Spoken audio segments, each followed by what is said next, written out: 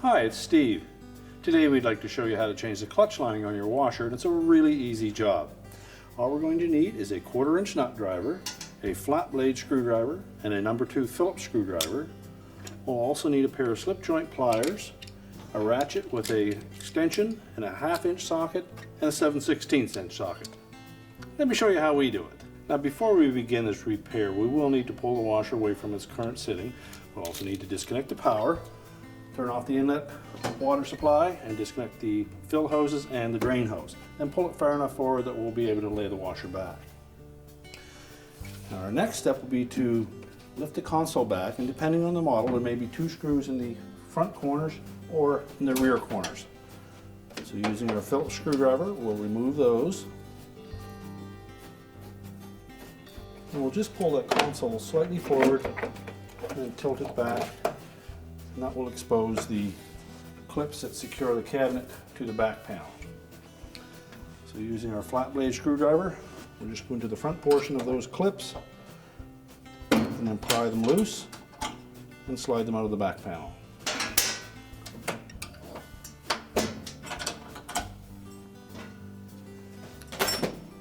Now next we'll need to disconnect the harness to the lid switch. So depress the locking tab, pull the harness free. Now to remove the cabinet, we'll open the lid, we'll reach into the opening and just grasp the top, tilt it slightly forward, lift it out over top of the water inlet injector, slide the bottom slightly forward, and then lift it away. Now to do the rest of this repair, we will need to remove the pump and the motor and pull the transmission out from the bottom. It's easier to do that if you tilt the machine against the wall, but before we do that, we will need to remove the agitator. So simply remove the fabric softener dispenser or the agitator cap.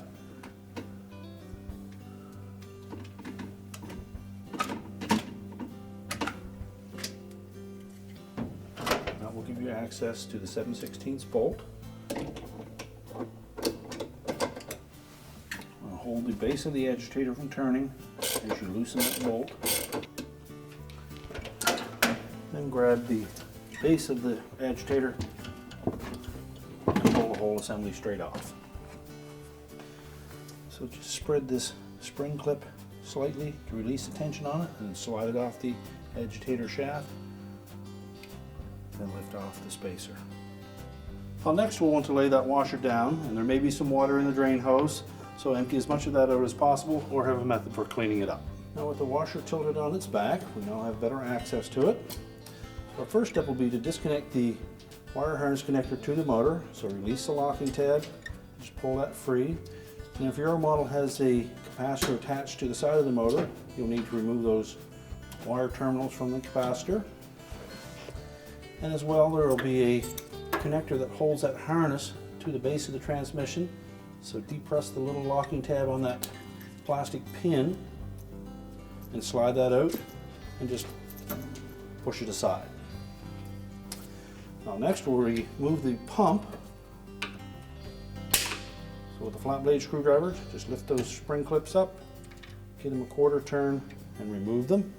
Then lift the pump straight off of the motor and just push it aside. And that will expose 2 1/4" hex head screws that secure the mounting clamps for the motor. So we need to remove those 2 screws. Now it's not necessary to reinstall those, so they may be missing from your machine already. So again, we'll take our flat blade screwdriver and we're just going to pry those clips away from the motor. And again, give them a 1/4 turn and disengage them. Now we can lift the motor off of that motor mount and we'll just set it aside. Now next we're going to remove 3 bolts that secure the transmission to the bottom of the washer. So using our 1/2" socket, we'll remove all 3 of those bolts. Once we've removed all 3 bolts, we can then slide that whole assembly completely out of the washer. Try not to let that shaft bind in the drive tube, and that will give us access to the clutch. Now with the transmission out, we're just going to compress that clutch spring if it's still intact in your machine.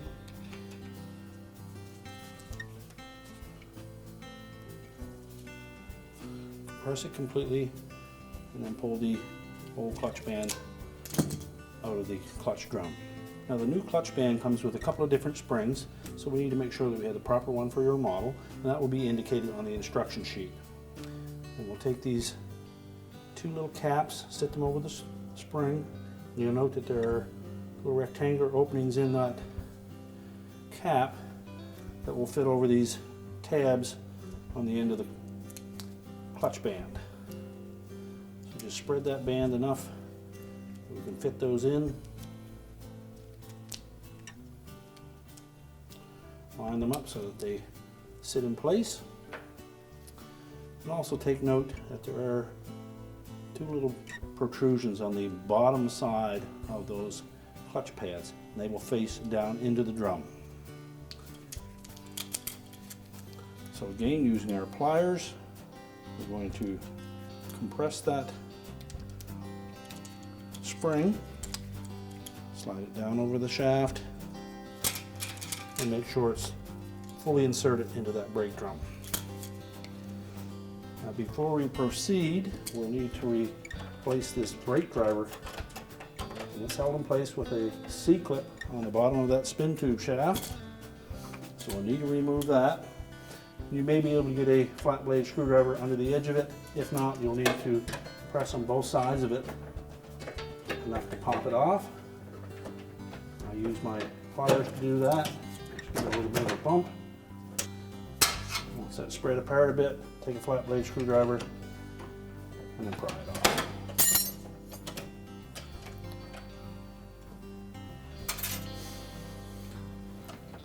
I'll slide that brake driver off.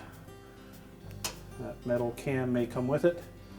We'll discard the old brake driver, take our new one, locate the holes over top of the locating pins on the bottom of that brake driver.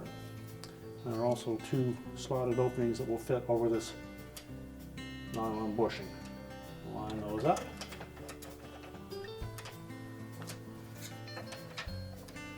And hold it in place until you can put the C-clip back on.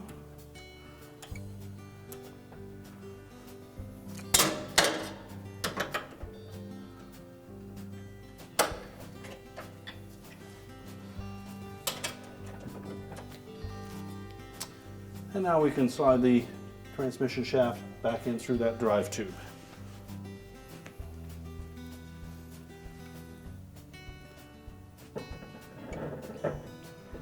Take care that we don't bind that up. It should slide in rather easily. And line up the mounting posts with the holes in the transmission and reinstall the retaining bolts. Once we have all three bolts started, we'll go ahead and tighten those up.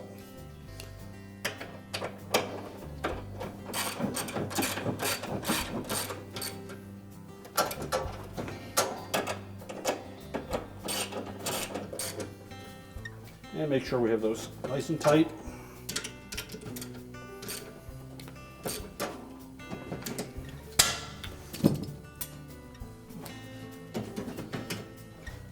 We'll push that pump back out of the way again. We'll line up the motor coupling and then reinstall the motor. Make sure all four rubber mounts are intact.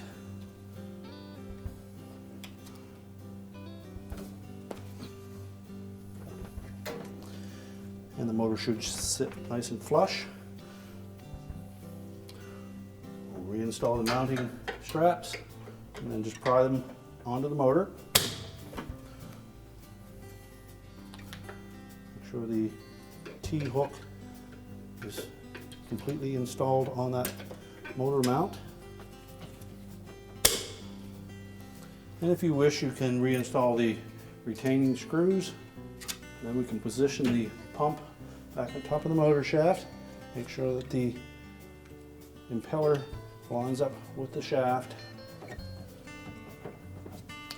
and the 4 legs on the pump should fit into the corresponding openings in the face of that motor.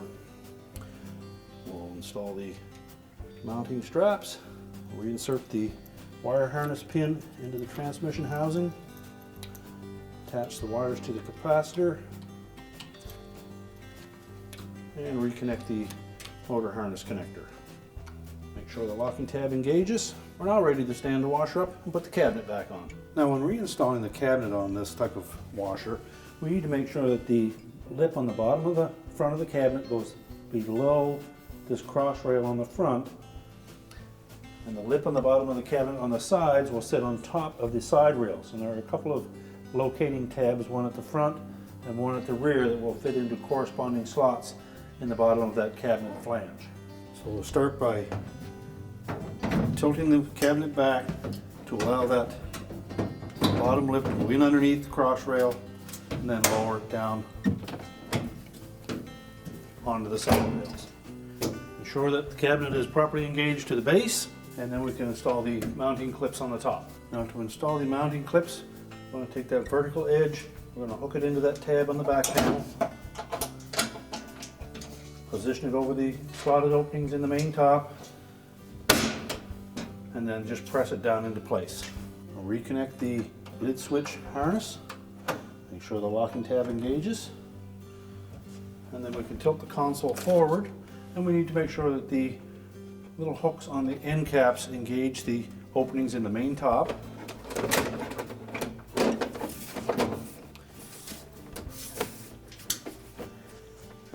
And then push it back until the screw holes line up. Once the screw holes are lined up, we'll insert those screws at an angle and then secure them. And once the console is back in place, we can go ahead and install the agitator. We'll begin by putting the spacer on top of the tub nut. Now, when installing that spacer, make sure that the pin fits into that gap beside the tub nut, and then slide the spring clip on to hold it in place. Slide the agitator down over the agitator shaft, line up the splines, push it down firmly, and then tighten the bolt. Hold the base of the agitator and tighten it securely.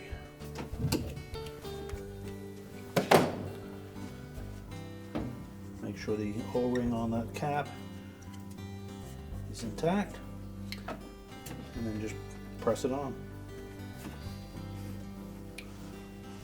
We're now ready to reconnect our inlet water supply, our drain hose, and our power, and our repair is complete.